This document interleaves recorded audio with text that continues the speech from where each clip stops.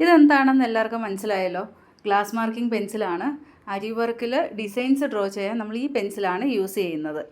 Glass marking പെൻസിലിനെ പരിചയപ്പെടുത്തിയ ഒരു വീഡിയോ നമ്മൾ നേരത്തെ ചെയ്തിട്ടുണ്ട്.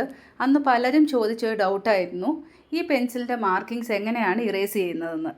ഈ പെൻസിലിൻ്റെ മാർക്കിങ്സ് ഇറേസ് ചെയ്യാൻ നമുക്ക് 2 കാര്യങ്ങളാണ് അത്യാവശ്യം വേണ്ടുന്നത്. ഒന്ന്, നല്ല ക്ലീൻ ആയിട്ടുള്ള ഒരു ഇറേസർ. ക്ലീൻ ആയിട്ടുള്ളതെന്ന് ഉദ്ദേശിച്ചത് വീട്ടിൽ കുട്ടികളൊക്കെ ഉള്ളവരാണെങ്കിൽ കുട്ടികൾ പെൻസിൽ മായ്ച്ച ഇറേസർ യൂസ് ചെയ്യല്. അതിൽ ആ പെൻസിലിൻ്റെ കറ ഉണ്ടാവും. അപ്പം നമ്മൾ ക്ലോത്തിൽ ഇറേസ് ചെയ്യുമ്പം ആ കറ ക്ലോത്തിൽ പറ്റും.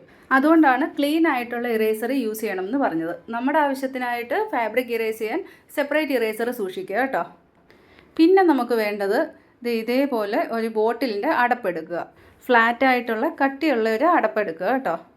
ഇതിന് പകരം നോട്ട്ബുക്കോ അല്ലെങ്കിൽ കട്ടിയുള്ള മറ്റെന്തെങ്കിലും യൂസ് ചെയ്താലും മതി.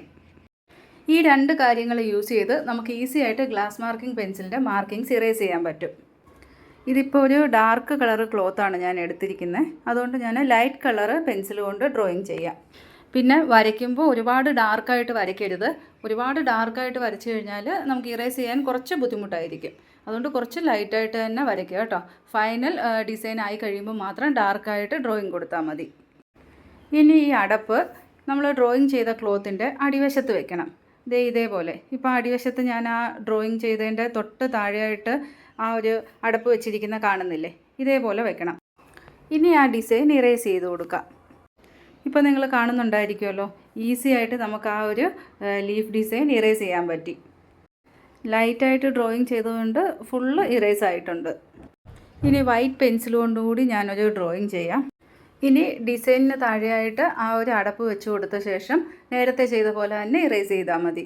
നിങ്ങൾ ബുക്കാണ് യൂസ് ചെയ്യുന്നതെങ്കിൽ ബുക്ക് ഇതേപോലെ നമ്മൾ എവിടെയാണോ ഇറേസ് ചെയ്യേണ്ടത് അതിൻ്റെ അടിവശത്തായിട്ട് വെക്കുക കേട്ടോ. ഒരുപാട് ഡാർക്കായിട്ടാണ് ഡ്രോയിങ് ചെയ്തതെങ്കിൽ ഒന്ന് അമർത്തി ഇറേസ് ചെയ്യണം കേട്ടോ. ഈസി ആയിട്ട് നമുക്ക് ഇറേസ് ചെയ്യാൻ പറ്റത്തില്ല. ഇപ്പം ഞാൻ ഈ ഇറേസ് ചെയ്ത് കാണിച്ചത് സോഫ്റ്റ് സിൽക്കിൻ്റെ ക്ലോത്തിലാണ്. ഇതിൽ ഈസി ആയിട്ട് ഇറേസ് ചെയ്യാൻ പറ്റും. കോട്ടൺ ക്ലോത്ത് ആകുമ്പോൾ കുറച്ചുകൂടെ ഒരു ബുദ്ധിമുട്ട് വരും കേട്ടോ.